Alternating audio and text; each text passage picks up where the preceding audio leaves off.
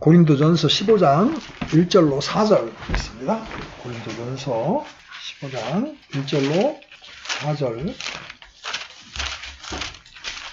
같이 읽겠습니다. 시작. 또한 형제들아, 내가 너희에게 선포한 복음을 너희에게 밝히 알리노니 너희 역시 그 복음을 받았으며 또 그 가운데 서 있느니라. 너희가 만일 내가 너희에게 선포한 것을 기억하고 헛되이 믿지 아니하였으면 또한 그 복음으로 구원을 받았느니라. 내가 또한 받은 것을 무엇보다 먼저 너희에게 전하였노니 이것은 곧 성경 기록대로 그리스도께서 우리의 죄들로 인하여 죽으시고 묻히셨다가 성경 기록대로 셋째 날에 다시 살아나시고.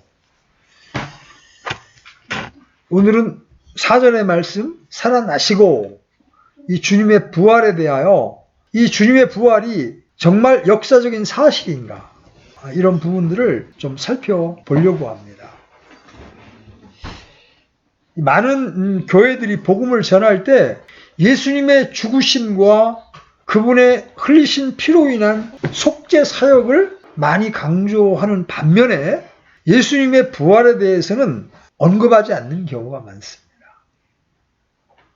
그 이유는 우리의 죄가 예수님께 전가되었기 때문에 우리의 죄가 용서되었다는 것은 논리적으로 이해가 되는데, 죽은 사람이 살아났다는 것은 자연인들에게 잘 안 믿어지는 내용이기 때문에 그 선포를 꺼리고 있습니다. 그런데 성경이 우리에게 제시하는 복음은 예수님의 죽음까지가 아니에요. 그죠?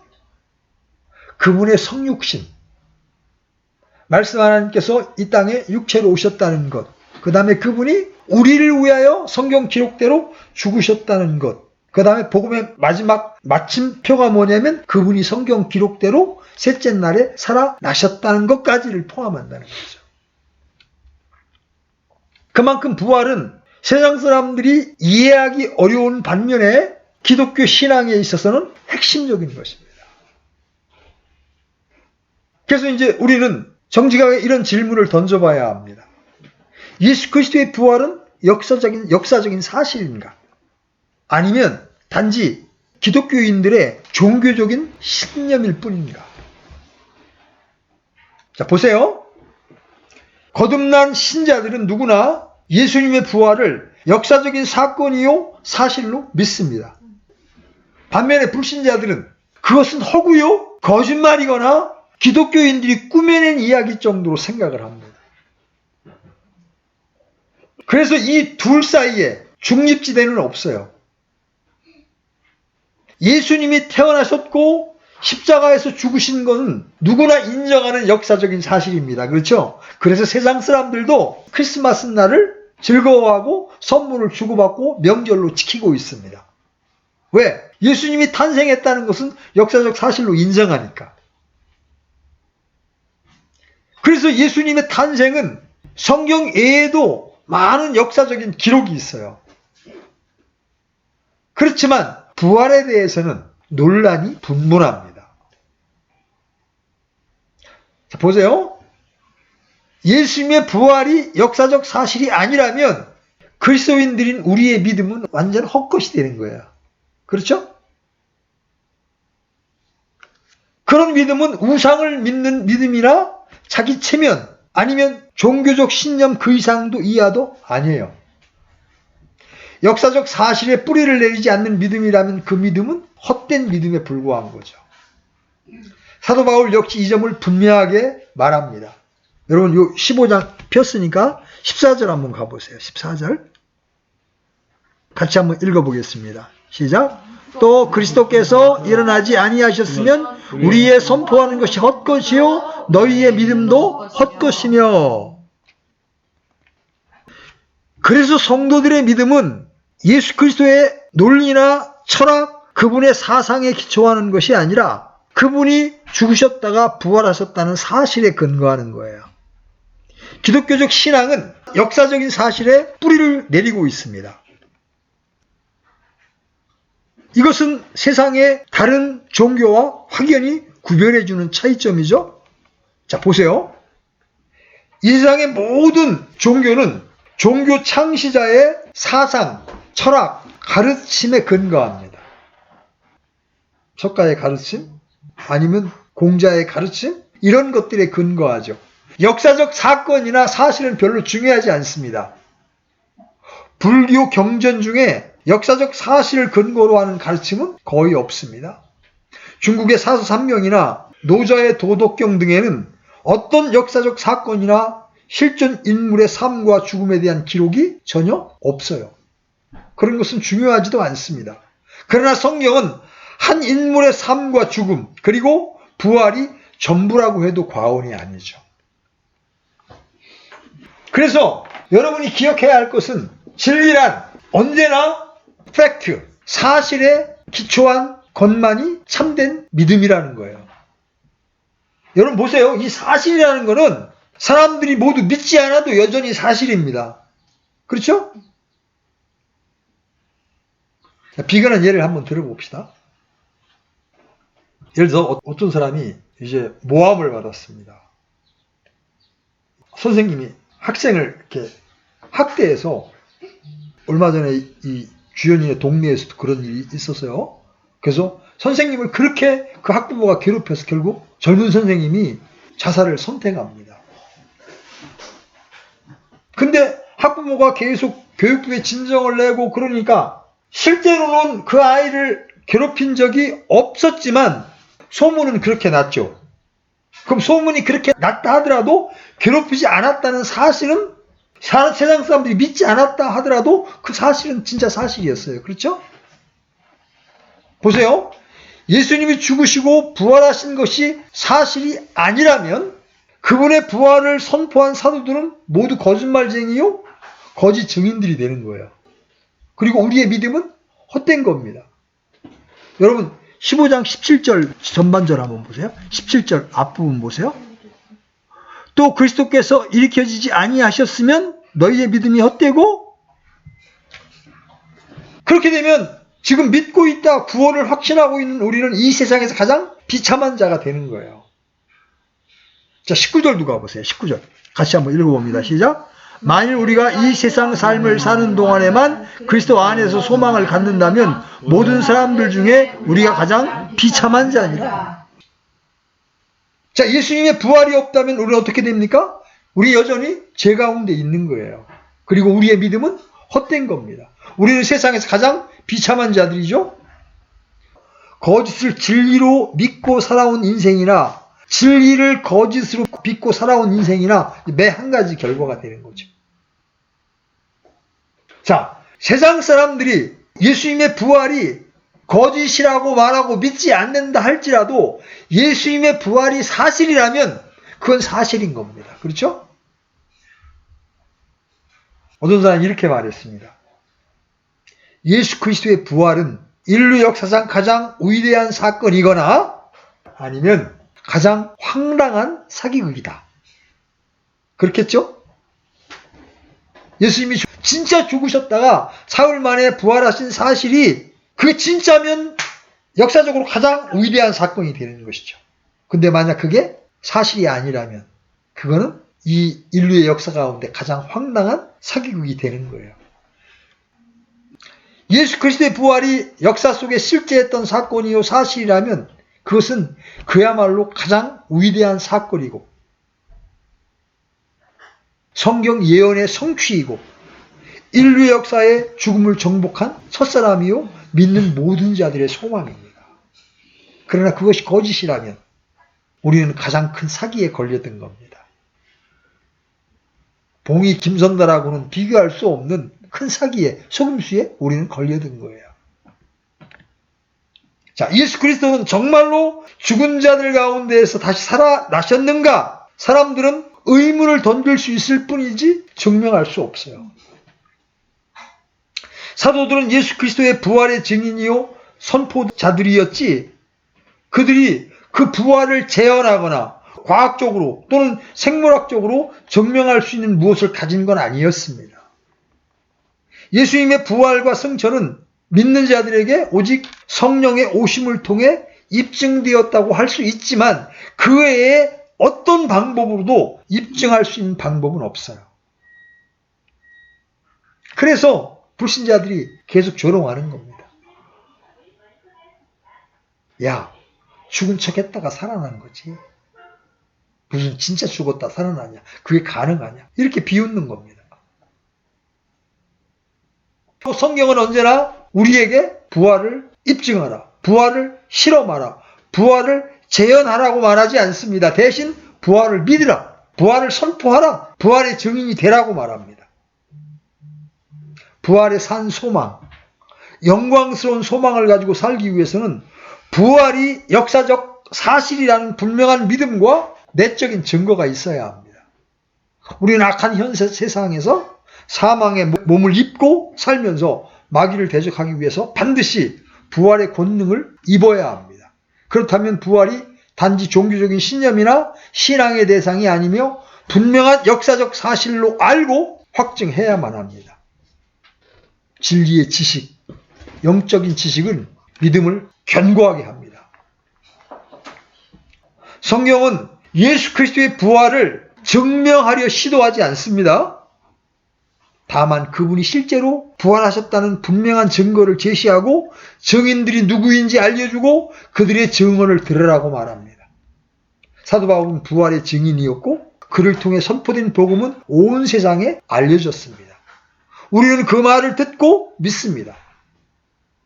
사도들은 부활의 원리를 철학적으로 설명하거나 논리적으로 설득하거나 과학적으로 논증하려고 애쓰지 않았습니다.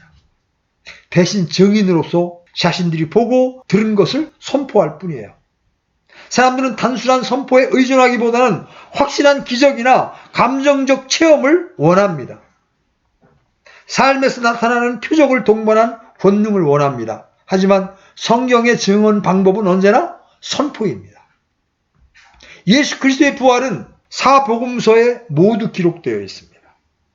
그 외에 사도행전 1장 1절로 11절에도 기록되어 있고 사도 바울의 모든 서신서에 언급되어 있습니다. 자, 그렇다면 이것들이 역사적 사건이요 역사적 사실이란 증거는 무엇입니까? 하버드 대학의 유명한 석좌 교수 그린리프라는 사람이 있어요. 그 사람은 법조계 법학 분야에서 최고의 석학으로 꼽히는 사람이었습니다.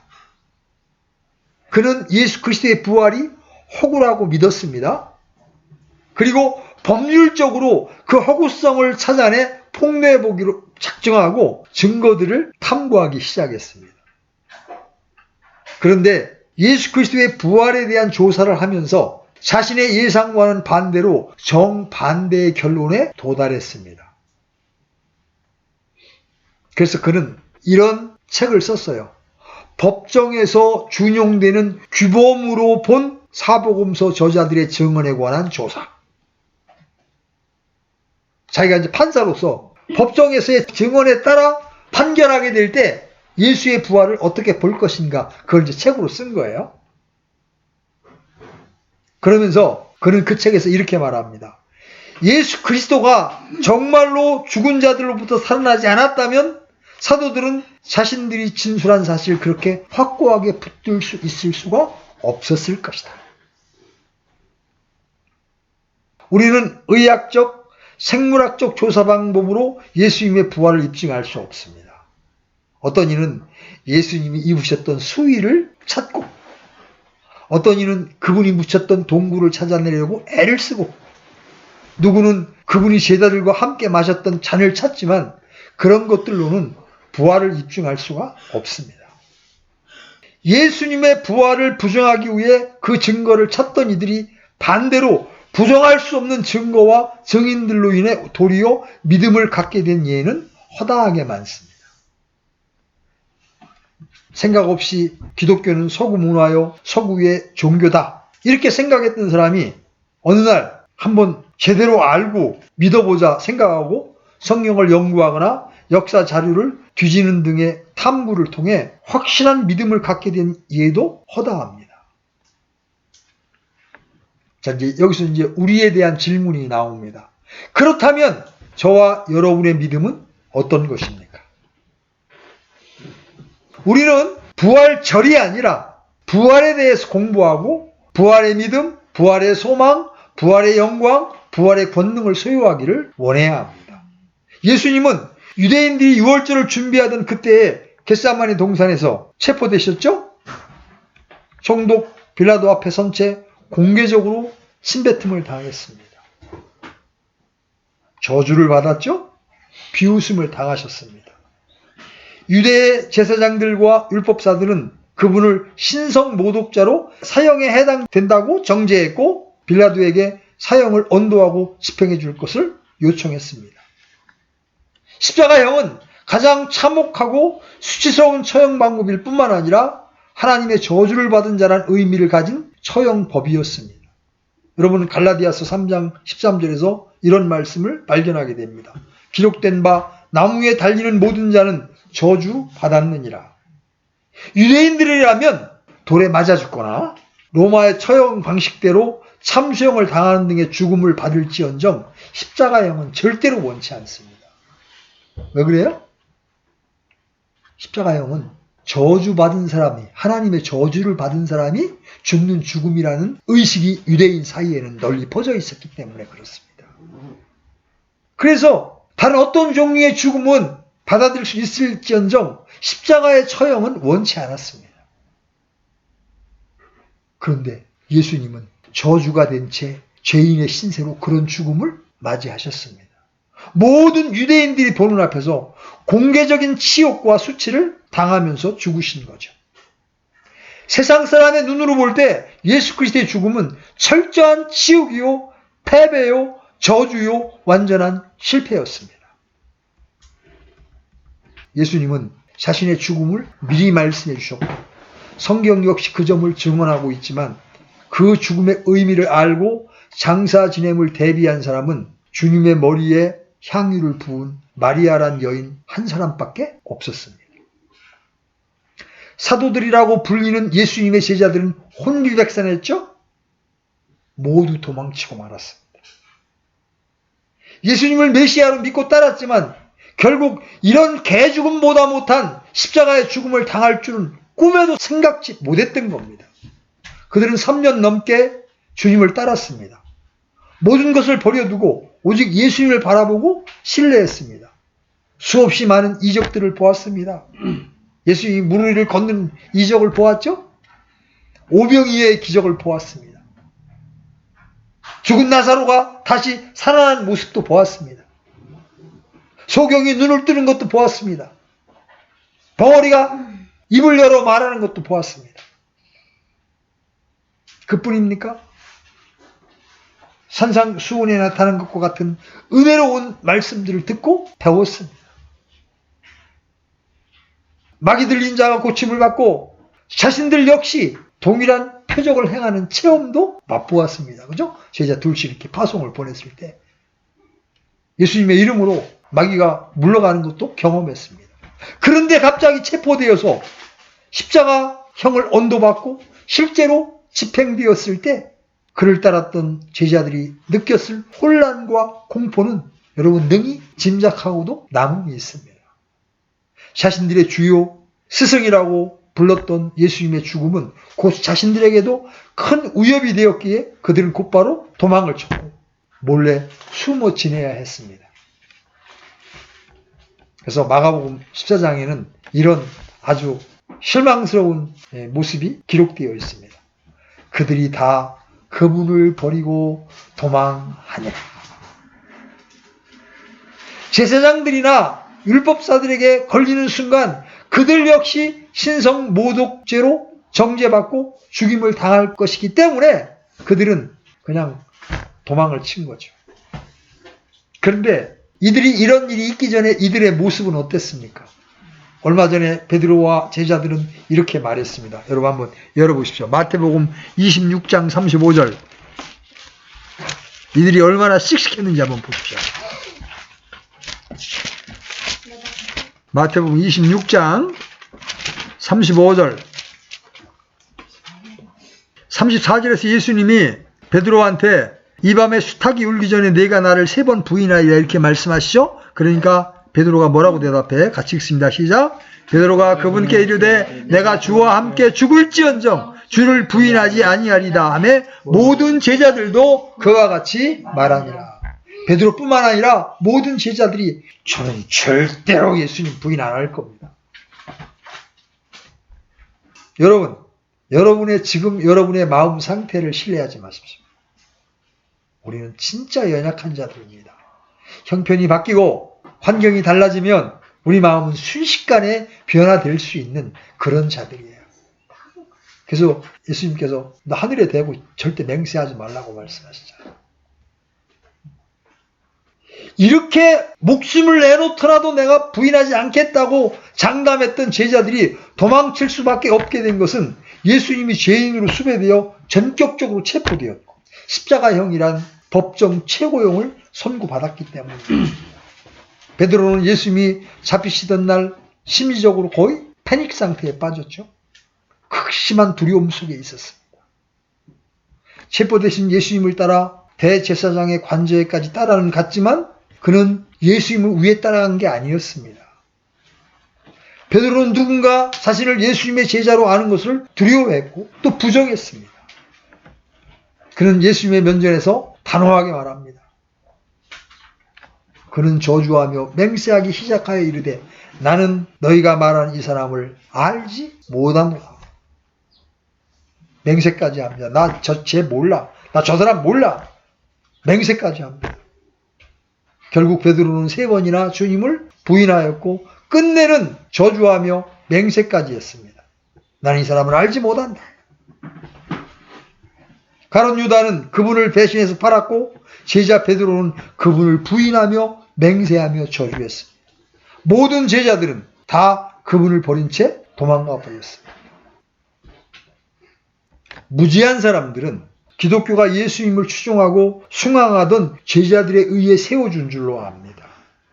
하지만 당시 역사적인 현실은 무지한 자들의 추정과는 달리 제자들은 예수님의 죽음을 앞두고 모두 다 도망쳐버린 거예요.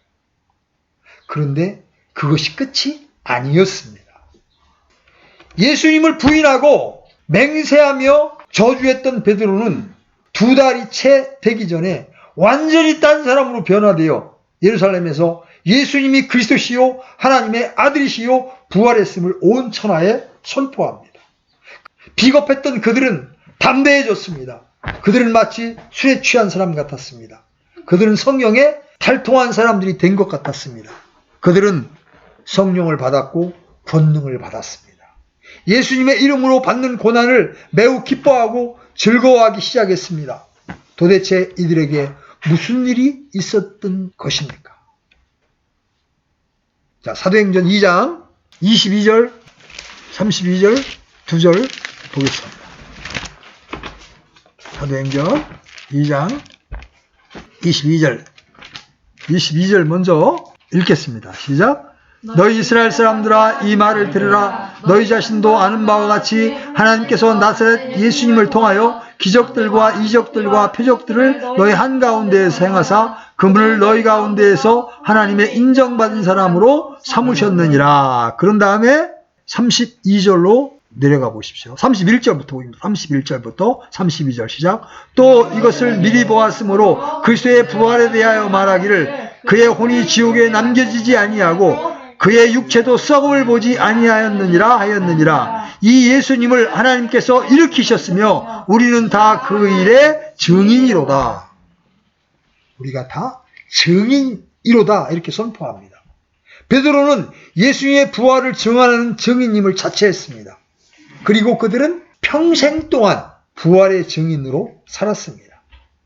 그 일로 인해 채찍에 맞았고 위협을 당하고 감옥에 갇히고 죽임을 당하는 것을 두려워하지 않았습니다.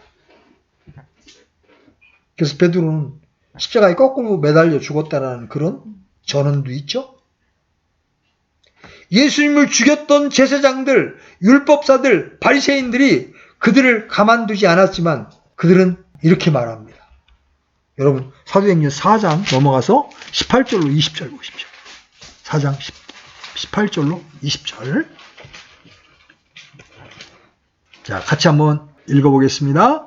그들을 불러 그들에게 예수님의 이름으로 결코 말하지도 말고 가르치지도 말라고 명령하니라. 그러나 베드로와 요한이 그들에게 응답하여 이르되 너희 말을 듣는 것이 하나님의 말씀을 듣는 것보다 하나님의 눈앞에서 옳은지 너희가 판단하라. 우리는 우리가 보고 들은 것을 말할 수밖에 없노라 하니라.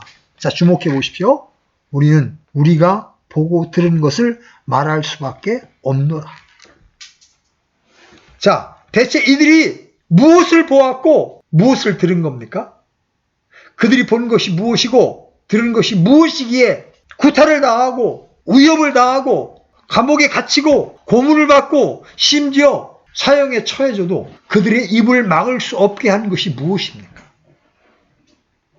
한두 사람이 아니라 사살한 가롯 유다를 제외한 11명의 제자를 모두 이렇게 변화시킬 수 있는 것은 단 한 가지 뿐이었습니다. 그것은 바로 예수 그리스도의 부활입니다. 예수 그리스도께서 부활하심으로 그들은 부활이란 역사적인 사건, 사실이라는 것에 직면하게 되는 것이에요. 십자가의 죽음이 그들을 공포와 수치와 죽음으로 몰고 갔지만 부활은 그들을 승리와 기쁨과 권능으로 넘치게 한 것입니다. 제자들은 예수님의 부활을 간절히 염원했기 때문에 그렇게 믿어버린 것이 아닙니다. 그들은 그분의 부활에 대해 불신했고 의심했습니다. 막달라 마리아를 비롯한 여러 부활의 증언들이 나올 때조차 그들은 믿지 못했습니다. 그들 중에 누구도 예수님의 부활을 염원하거나 믿지 않았습니다. 그들 중에 누구도 예수님의 시체를 훔쳐서 은밀히 처리해버린 후에 예수님이 부활했다고 소문을 퍼뜨리지 않았습니다. 예수님의 부활이 그들이 꾸며낸 이야기거나 거짓말이라면 그들은 거짓을 위해 입을 맞추어야 합니다. 그죠? 평생을 거짓말하며 돌아다녀야 합니다. 여러분 보세요. 이 거짓이라고 하는 것은 자기에게 돌아올 이익이 있을 때나 감수하는 거죠. 그렇죠? 하지만 그들은 현실적으로 자신들에게 아무 이익이 돌아오지 않았습니다. 그들에게 돌아온 것은 매질당하는 거예요. 유대인의 공동체에서 추례를 당하는 겁니다. 심하면 감옥에 갇히는 겁니다. 고문을 당하는 거예요. 끝내는 죽임을 당하는 겁니다. 자신들이 꾸며낸 거짓말로 인해 집단적으로 이런 일을 평생에 걸쳐서 지속적으로 하는 것은 불가능한 거죠. 그죠? 불가능한 일입니다. 어떤 사람들은 예수님이 자신의 죽음과 부활을 꾸며냈다고 주장합니다. 실제로 십자가에 죽지 않았고 서늘한 동굴에 눕혀져 있다가 3일 만에 몸이 회복되어 나온 것을 죽음과 부활이라는 극적 장치에 맞춘 것이라고 말합니다. 실제로 영국의 어떤 잡지에 모든 사건들은 예수와 그의 추종자들에 의해 계획되었다. 십자가에서 일찍 끌어내줄 수 있게끔 죽은 척 연기도 했다. 이런 말이 실린 적이 있답니다. 불신자들에 의해서. 보세요. 이들의 주장이 사실이라면 예수님은 인류 최대의 사기꾼이죠. 지금도 이제 야당 대표를 놓고 그 양 주장이 있죠. 단군 일의 최대의 치적을 이룬 사람이라는 평가와 단군 일의 최대의 사기꾼이라는 평가가 지금 서로 이렇게 주장되고 있어요. 그 영국 잡지에 실린 그 말이 사실이라면 예수님은 진짜 인류 최대의 사기꾼이 되는 거예요. 그리고 11명의 사도들 역시 사기꾼이 되는 거예요. 그런데 이들은 자신들이 눈으로 보고 들었다고 말함으로 증인들임을 선포하고 있습니다. 증인들의 증거가 참인지 거짓인지 구별하는 방법이 무엇입니까? 그것은 믿음의 근거, 믿음의 결과를 보는 것입니다. 그들이 믿었던 믿음의 근거는 기록된 바라는 말에 있습니다. 구약성경이 바로 그들의 믿음의 근거였습니다. 예수님의 부활은 구약성경이 이미 예언한 거였습니다. 그렇죠? 역사적 사건, 실체는 모두 구약성경에 바탕을 두고 있었습니다. 예수님의 죽으심, 부활은 모두 대언자들의 증언을 받은 것들이고 다 미리 기록된 것들이었습니다. 그래서 그들은 부활을 직면했을 때 그것이 환상, 집단적인 체면, 세뇌, 가연 등이 아닌 역사적인 사건이요 사실로 믿게 된 겁니다. 그리고 이제 믿음의 결과가 있었습니다. 믿었을 때 그들은 성령을 받았습니다. 믿었을 때 그 성령의 권능이 임했습니다. 믿었을 때, 예수님의 부활을 믿었을 때 두려움이 사라지고 담대함이 생겨났습니다. 이런 것은 믿음의 결과로 주어진 것들이지 결코 수련이나 수양, 종교적 금욕이나 고행, 깨달음을 통해 온 것이 아니었습니다. 믿음의 근거와 결과가 이들의 증언과 일치할 때 우리는 그것을 진리, 진실이라고 말할 수 있는 겁니다. 그 아까 말했던 그 유명한 법학 박사가 예수님의 부활을 성경 기록을 통해 법리적으로 연구해 본 결과 결코 이것을 거짓이라고 말할 수가 없다는 결론을 내린 이유가 바로 그것입니다. 누가는 누가복음 첫머리에서 이렇게 말합니다. 처음부터 목격자가 되고 말씀의 사역자가 된 사람들이 우리에게 그것들을 전해준 그대로 차례대로 제시해 밝히 보이려고 손을 댄 사람들이 많으므로 누가는 부활의 목격자가 많았다고 말합니다. 이 사건에 대한 기록자들도 많았다고 말합니다. 두세 증인이 아니라 사도들을 제외하고도 500여 명의 증인이 있었습니다. 사도 요한은 말하기를 처음부터 계셨던 그것 즉 생명의 말씀에 관하여는 그것을 우리가 들었고 보았으며 자세히 살펴보았고 우리 손으로 만졌노라 이렇게 말합니다. 여러분, 도마는 예수님의 부활을 못 믿었죠?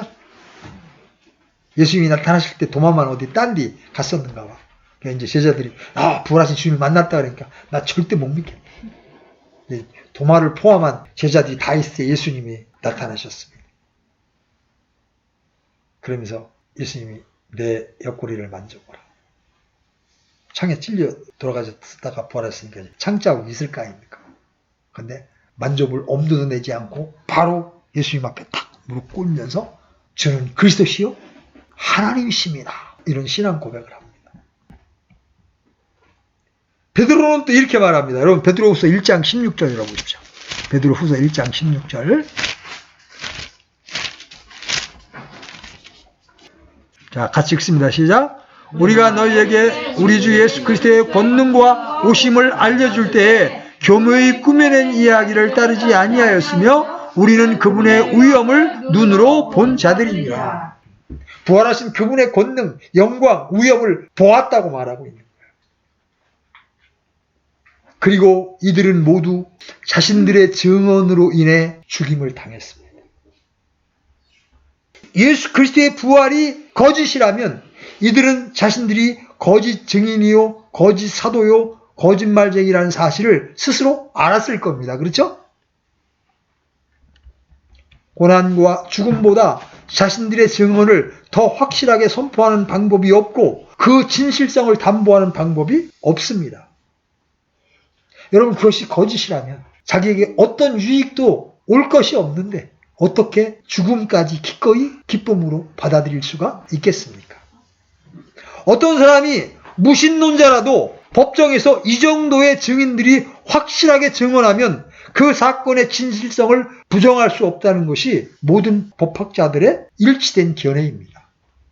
예수님의 증언을 들고 법정에 가서 변론을 한다 해도 이들의 진술에 신빙성이 없다고 파기할 수 없다는 겁니다. 영국의 전직 재판장인 달링이라는 사람은 부활의 증거들을 조사해 본 후 이렇게 말했습니다. 긍정적이든 부정적이든 사실이든 부수적이든 부활의 증거는 압도적으로 넘쳐나고 있다. 그러니 최소한의 지성을 갖춘 곳이라면 세상의 그 어느 법정이라도 부활의 이야기가 진실이라는 판결을 내리지 않을 수가 없을 것이다. 제자들은 자신들이 보고 들은 증언을 자신들의 입이 전부가 아니라 평생을 아무 대가 없이 고난받는 삶으로 그 진실성을 입증했습니다. 대부분의 사람들은 고문이나 위협 앞에서 자신들이 듣고 본 진실조차 숨기거나 거짓 증언할 수 있습니다.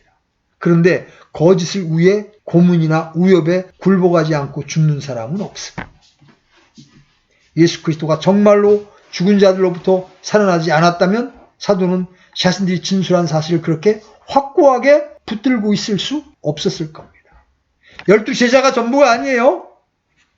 다소 출신인 사울이라는 사람을 보십시오. 그의 꿈은 믿는 자들을 완전히 박멸해버리는 것이었습니다. 여러분, 사도행전 8장 3절 한번 열어보십시오. 사도행전 8장 3절.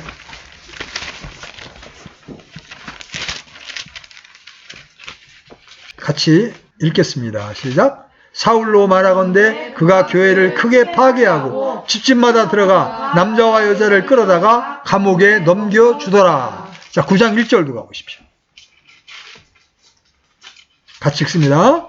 사울이 주의 제자들을 치우고 여전히 위협과 살기를 내뿜으며 대제사장에게 가서, 살기 등등한 겁니다. 예수 믿는 사람들을 잡아 죽이는 것이 자기의 필생의 사명인 것처럼 생각하면서 기세가 등등하죠. 그는 성도들을 잡는 사냥꾼이었습니다. 옛날에 노예 사냥꾼 이렇게. 그때는 노예 사냥꾼은 잡아오면 돈이라도 주니까 그 짓을 하죠. 이건 돈 주는 것도 아닌데 예수 믿는 사람들을 잡아다가 대제사장 앞에 주어서 죽이는 것이 사명인 줄로 알았습니다. 그런 그가 신약 성경의 절반을 쓴 사도 바울이 되었고 이방인 교회의 개척자가 되었습니다. 교회의 박멸자가 예수 그리스도의 복음 전파에 완전히 헌신하여 훗날 그는 예수 그리스도에 대한 믿음으로 인해 주 67년경 로마에서 참수를 당합니다. 도대체 그에게 무슨 일이 일어난 것입니까? 부활하신 그리스도를 만난 것이었습니다. 부활하신 예수 그리스도와의 만남은 도망자 사도들을 담대한 선포자로 만들었고 교회의 박멸자 사울을 순교자 사도 바울로 만들었습니다. 누구든지 참된 변화를 경험하고자 한다면 부활하신 예수 그리스도를 인격적으로 만나야 합니다. 말씀을 통해 만나야 합니다. 예수님의 부활에 관한 증언을 듣고 믿는 자들은 자신 안의 변화를 증거로 받습니다. 믿음과 능력, 승리는 믿음의 결과를 얻습니다. 부활의 권능, 부활의 소망이라는 열매를 갖게 됩니다. 이때부터 우리는 부활의 선포자요, 부활의 증인으로 살 수가 있는 것입니다. 부활은 기독교인들의 종교적인 신념이나 신앙이 아니라 역사적 사실이요 사건이라는 점을 알고 이 점에 대해 확신을 갖게 되기를 바랍니다. 죄와 사망의 권세는 부활의 권능 앞에서만 무기력해지는 겁니다. 우리의 모든 문제는 부활을 통해서만 해결됩니다. 복음서의 사도들이 사도행전의 사도들로 교회의 박해자요 사냥꾼인 악질 사울을 순교자 바울로 만든 것은 예수님의 부활이었습니다. 예수님은 부활하셨다.